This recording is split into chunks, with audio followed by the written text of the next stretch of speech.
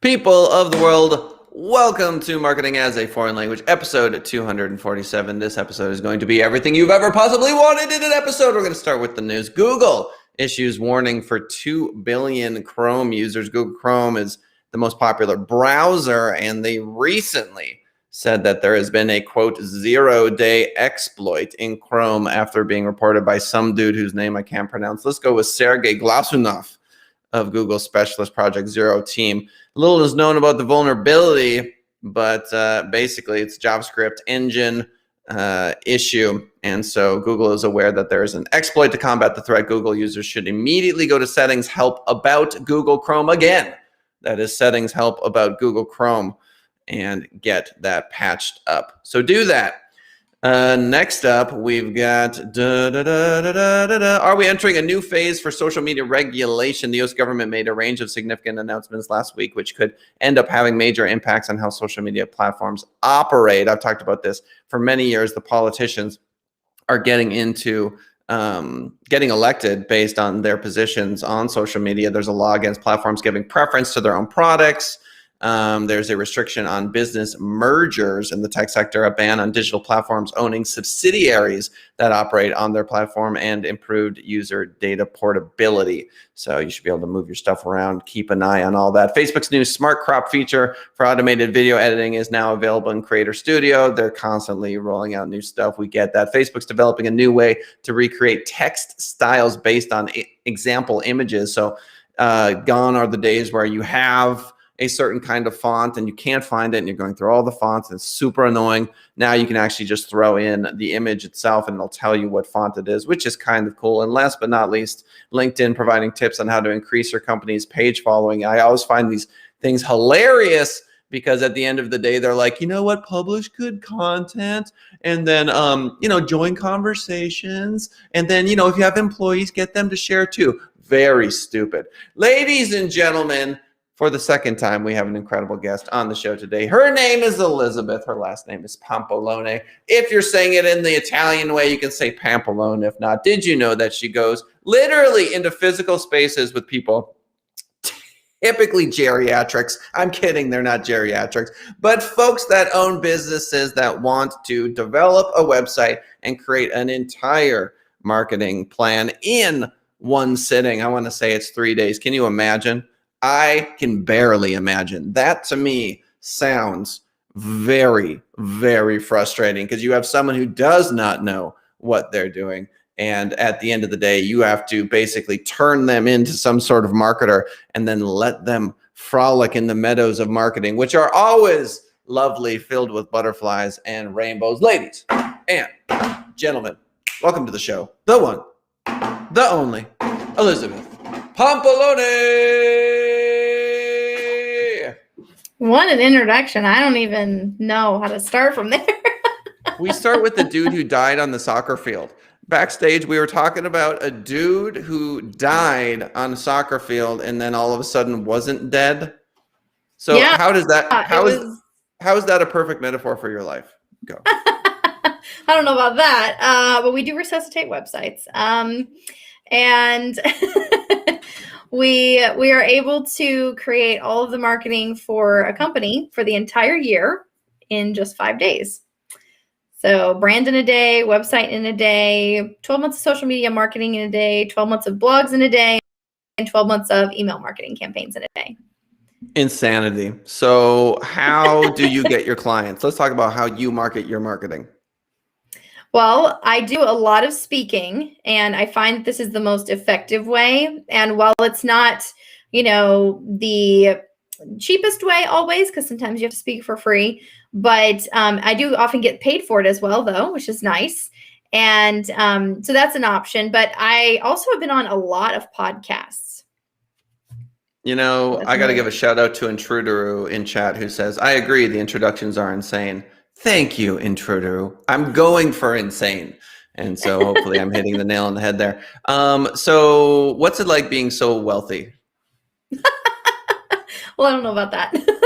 I wouldn't know anything about it. Getting paid to speech, you're rolling up, you're doing in-person marketing consultations. You hired your first full-time employee, am I right? Yes, we did. It was in May, so it's just been a couple months, and it's working really well. And it's actually someone who I've been working with since for about 6 years, and she's actually an award-winning designer. So, Graphic designer? yes, graphic designer, yes. All right. So we were talking about TikTok and how you don't do it because your people ain't on TikTok. It's true. So It's for true. so for you, the marketing strategy is podcasting, public speaking, getting in front of people that have gray hairs of some sort, whether they dye them or not is whatever. And I got some friends who are like 30 and have gray hair. It's ridiculous. you know, I can't stop talking about the pickup basketball. We're going to talk about the pickup basketball. I'm breaking my fingers and my feet on pickup basketball.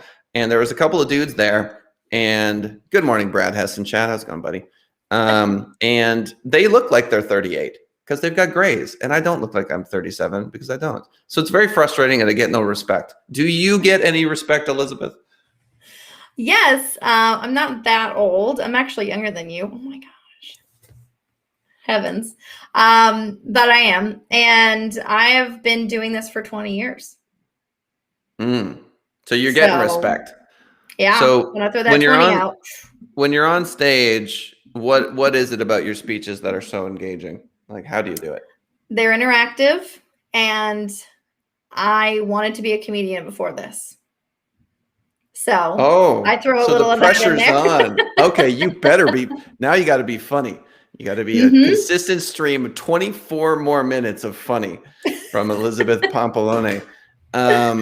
Okay, so last time when we were talking about your life story, we got up to the point where you moved with your parents or some nonsense. Yes. And you're a programmer, which I think is crazy.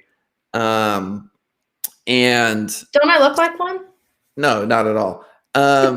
So I'm not a prejudiced person, but I'm also aware of the fact that we box people in. And I'll tell you a quick story about that. I was on this ridiculous Zoom meeting where everyone was talking about how to air fry chicken. And I was like, why is this happening? It was a Florida-based Zoom meeting. And I'm like, it's a Florida. I'm very confused. Anyway, there was this fudge lady there that she sells fudge. And I put her in this whole box of like lady who sells fudge. Turns out she owned an agency for 20 years. And at the height of it, she was making $500,000 a year. And back in like 1992, mega rich, killing it, and so it just goes to show. She can be the fudge lady now. She can be she can be whatever she wants. Right. At this point, she rich. So anyway, so it just goes to show you just never know. Anyway, point is, no, you don't look like a stereotypical programmer, but you were programming. You did a computer repair thing. Let's pick up from there.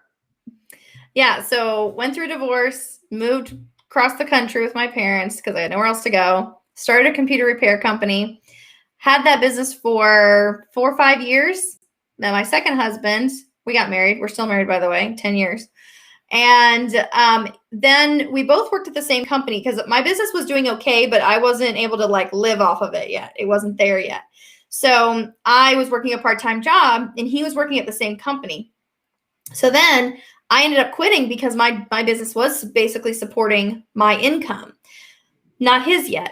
Then about a year later, he quit his job and he started working with me because my income and my business was replacing all of our income. And we were able to, and I needed help too. That was the other thing. I needed help. So we were able to both go full time in the business. And we did that for about 3 or 4 years. And then he ended up going back into the construction industry, which he loves. And then that's when I sold that repair business. And I had started my agency, but it was just kind of on the back burner. And so then I picked up the agency full time.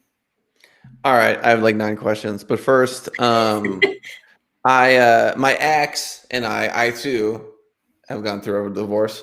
We would leapfrog risk, right? So I would do the risky thing, and then she would do the risky thing, then I would do and it worked really well. And so shout out to couples. Yeah, working together to figure it out.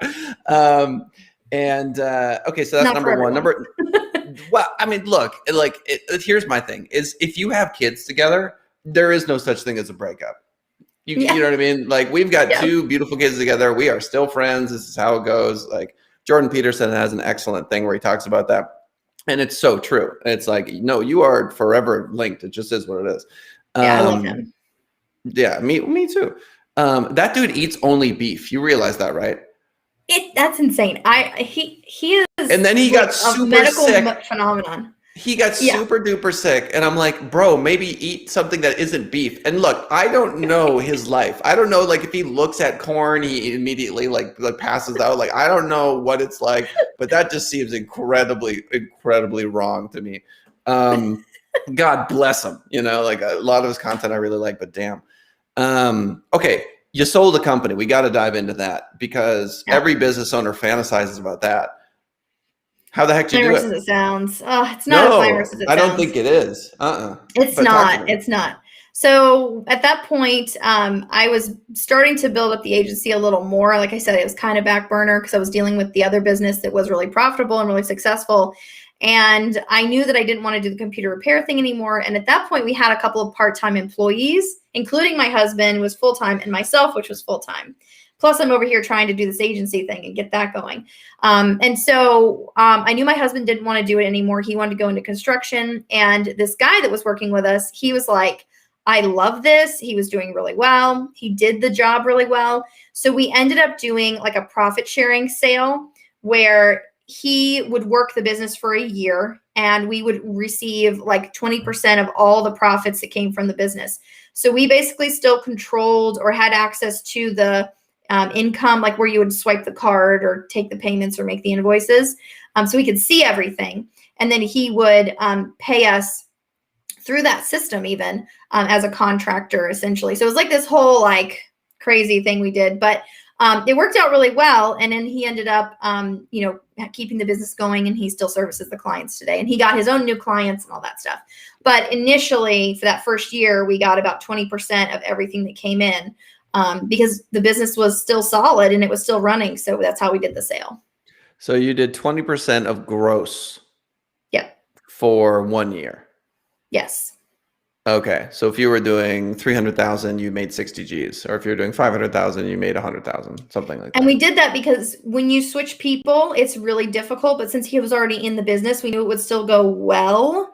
But even then, there's still people that go, oh, well, you're not here anymore, so we're done. So we knew that there would be some fluctuation in that, but it didn't happen too much, but it did go down a little bit. But we had that 20% as that number so that it didn't go down too far where we thought, like, or we felt we weren't getting compensated for it. So. Right. Interesting. They say selling a marketing agency is like one of the hardest things unless you have contracts for everybody. And I won't do it. I refuse to do contracts, year-long contracts and stuff. But everyone on the internet's like, you have to have contracts, otherwise no one's ever going to buy your agency. And I'm like, well, then too bad. Then I guess I'm never selling, because I think contracts and marketing are the dumbest things ever. It's like, it's like, can you imagine hiring somebody and being like, I'm going to hire you for a year? Like, I don't even know this person. Well, we don't do year-long contracts, as you know. We just do the 5-day system. Yeah. But for our 5-day system, we do take payment plans. Oh. So we That makes fund sense. we fund their whole upfront, and then they pay us back over time with the percentage added. And that's basically like having contracts, because we're still we're still getting residual income all the time. Yeah, no, I get that, but that's something totally different than what I'm against. Like, what you're doing is totally cool. Let's I get don't to like the contract thing Intruderu's. either. It's so stupid. Let's get to Intruderu's comment, which is, when you speak, what attention-grabbing hooks do you use? Ooh. Well, our tagline, or our introduction to our business, we create 1 year of marketing content in 5 days. That's pretty grabby. Usually that's the pitch we give, and we're doing like a 30-second introduction. We don't use the whole 30 seconds. We just say name, company. We create 1 year of marketing content in 5 days, and we stop. And we use the rest of our 30 seconds or minute or whatever we have to actually answer all the questions that people have, because there's a million. And so it turns into more of a discussion, which I like, instead of just you going for 30 seconds and no one listening.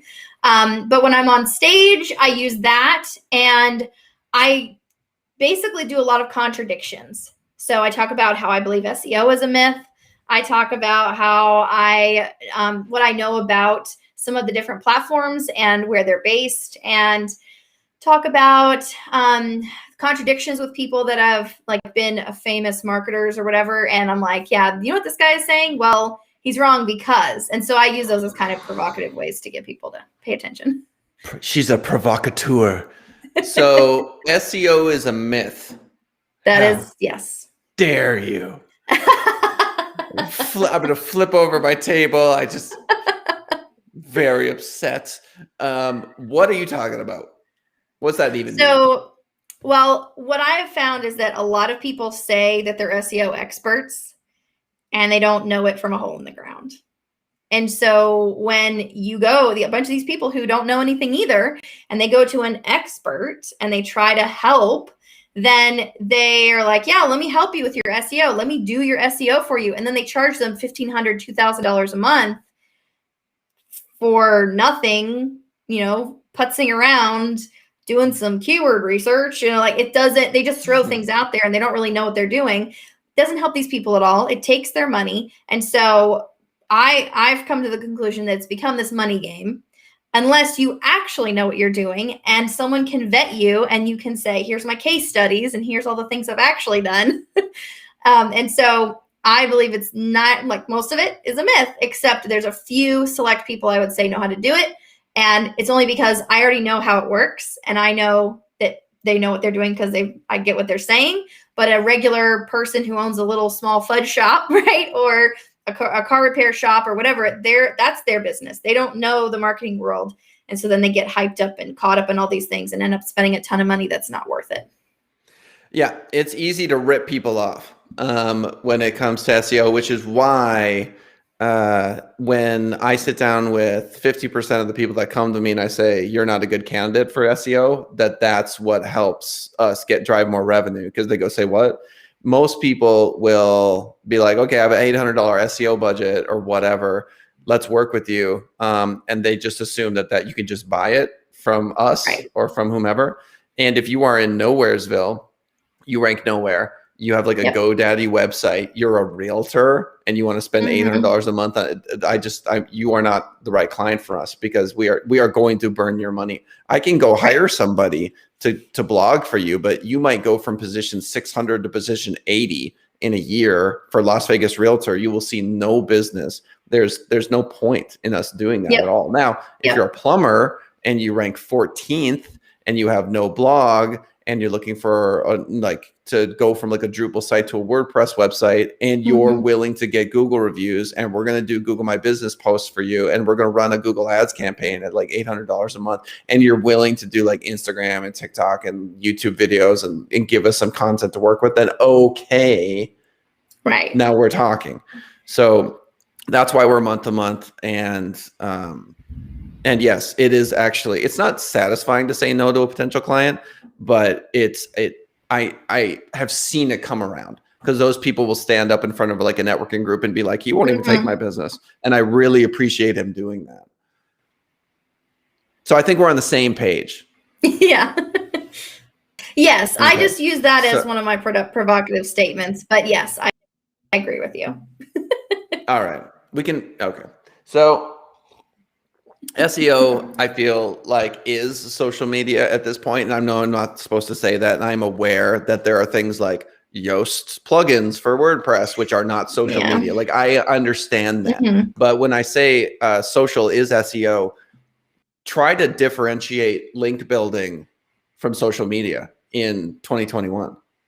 Unless you're on 140 podcasts, then it's different. Well, that's great link building too. I mean, but it's all social to me is my point. Yeah. Like because it's on their website, it's on their blog. Yeah. Dude, I mean, with the number of podcasts you've been on, that's SEO. Yeah. And that's what I mean by like, I feel like that's a more organic way that I didn't have to pay for with my time, but I was going to do that anyway. Right. Like I was going to be in front of people anyway. So that's what I chose to do, was pay with time rather than pay with money for something that probably could have been achieved the same way, or the level could have been achieved, but it was achieved in a little bit of a different way. So I try to get people to look at those types of things first. Let's get some link building. Let's do social. Let's do blogging, those kind of things, because I consider them like free. You know what I mean? You're not going and saying, here's my $800 ad budget. Getting reviews, like you said, all those things are so important. And you can do them on your own if you wanted. Like if you wanted to sit down and learn how to get on podcasts, you can do that. It's not rocket science. It's not a hidden secret we know. So do we have that as a service? Do we help you with it? Sure. But it doesn't mean you wouldn't be able to find that out information that for yourself. Yes. So I like your strategy. I feel like eventually, well, not eventually, not now, we're starting to do that. We're starting to train people and say, because I am never against someone just going and doing it themselves. By all means, here it is.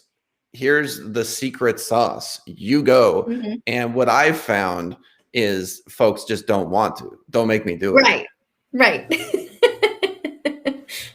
And it's becoming more and more frustrating because with Instagram, I mean, TikTok, it's crazy. 500, 600, 700 views. You spend like 15 minutes on a video. And my sister owns a cosmetics company in California, hundreds of thousands of views. One of my employees, Shali, has a TikTok with 500,000 views. So it's relevant. When it comes to creating that kind of content as a digital agency, if they are unwilling to give us face content or something to work with, they're going to get that same old graphic words streaming across that sort of thing. So I think you have somewhat of an advantage because you're saying you have to do it yourself. Yeah, and that's one of the reasons. After I did the 140 last year, we acquired a company called the Pod Scout, and we purchased them. They're one of our brands now, and I was like, this service is actually what I did for myself, but it's a service because I told a lot of people, oh yeah, I just got on 140 podcasts, like no big thing. You can do this. And then like you said, they're like, I'm not going to do it. Like that's too much work. And so this is like kind of the easy button for that. But those kind of things are what I encourage all the coaches I work with, all the speakers I work with, the authors, people in the service industry, other marketers. I'm like, you need to be getting out there and getting your face out there, because whether you're going to do TikTok or you're going to go on a podcast or you're going to, do FaceTime or Facebook videos, or you're going to do lives on YouTube, you got to do something that, like you said, is going to get that face out there, because those graphics are not enough anymore. Oh Lord. And they're so just, I hate to say it, but they're just hot garbage many times, because it's not that impressive to have an impressive graphic anymore. Well, and the way we do it now is we still do our full day the year with graphics and content and links and things like that. And the reason we do that is about consistency, because we can get the other stuff here and there throughout the year, but having something post 2-3 times a week, every day, whatever that schedule ends up being, that is where they lack. That is where they just, oh, I forgot to post today. Oh, what do I post today? Oh, what did I say that last week? I don't want to say the same thing. And getting their message out over and over and over and over, because the algorithms are so screwy right now anyway, and they have been for years. That I still think is important, but you have to then sprinkle in the podcasts you've been on. Oh, wait, you haven't been on any. Wait, we got to get you on some, or you got to sprinkle in those videos. You got to sprinkle in those TikToks or the YouTube stuff that you've done. And right now we're building a series, an online, well, it's be like a paid newsletter. So that's like a thing now, paid newsletters. So we're doing a paid newsletter that's a new video every single week. And it's basically me telling you exactly what I am doing that week. So if we're doing it in our business to market ourselves, now you can do it on your own. I tell you exactly how to do it. Yeah, no, I can dig that. So I guess the point, I agree with you when it's, yes, you need to do those graphics. The point I'm making is that 30 years ago, if you filmed a documentary, it was like you were one of 1,000 that year documentaries. Now there's 100,000 documentaries. I mean, like the number of people that are able to make impressive graphics is everybody. You just go to one of these websites and you punch in your stuff, and also the earth is and it's oh look good, and then there's like the tribal big drums, and it's not it's what used to be impressive 10 years ago. And so what's actually impressive now is human energy towards something, a passion, doing something that is risky, or saying something that is insightful because you've earned it through blood, sweat, and tears. And so that's what no one wants. Bo Burnham just came out with this unbelievable show called Inside, where he basically battles suicide and depression during the pandemic in a comedy special for an hour and a half. And it's just like, what am I watching? Like the emotional, like it's so raw and so good. And that sort of thing is what most business owners are like, don't make me do it. Just you do it. So I think getting them on podcasts is the start of kind of cracking their heart open and getting them to be like, okay, I have to go tell my story.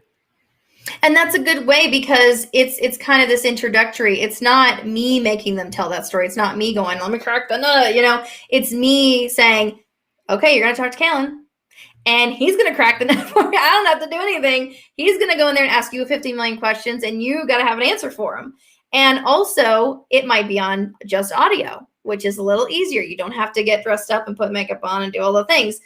Or it might be on video, and you might not have known that. So you got to be prepared every time, regardless of whether you think it's video or not. And so those kind of things, I think, prepare people to do the lives themselves. They get comfortable talking to someone, can switch that focus to the camera, and they can talk to the camera like it's a person. So, that's definitely kind of that start of that process, I think. I love that because ultimately this is where everyone needs to go. We ranked #1 for internet marketing Las Vegas for like 2 solid months, and now we're #2, and I'm sad. But that's because of this show.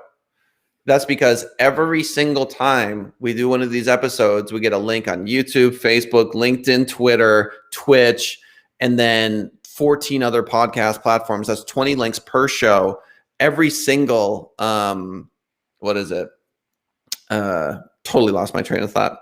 Oh yeah, every word I say on this, auto captions in YouTube. So it's tons of content. This is an SEO mechanism. And by the way, it's fulfilling and super fun and a great way to network and a million other positive reasons for doing all this.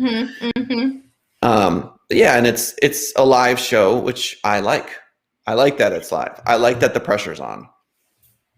Yeah, and I think that some people can do that. They can do the live, and I think that makes them more accountable because they have to be there. They have to show up. It's like they have an appointment, right? But I think other people, they need that little bit of that comfort zone to make them, actually go, okay, I can edit this if I need to, or I can cut the end off if I need to, or whatever. Or I can do an interview with someone and, do it on Zoom or whatever. Or like my podcast is 2 minutes. I record it literally on my phone. Literally. And then I record 2 minutes, put it in Solitude, add my music, add my intro and outro, and then send it to Captivate. Like literally takes me 10 minutes to do the whole thing.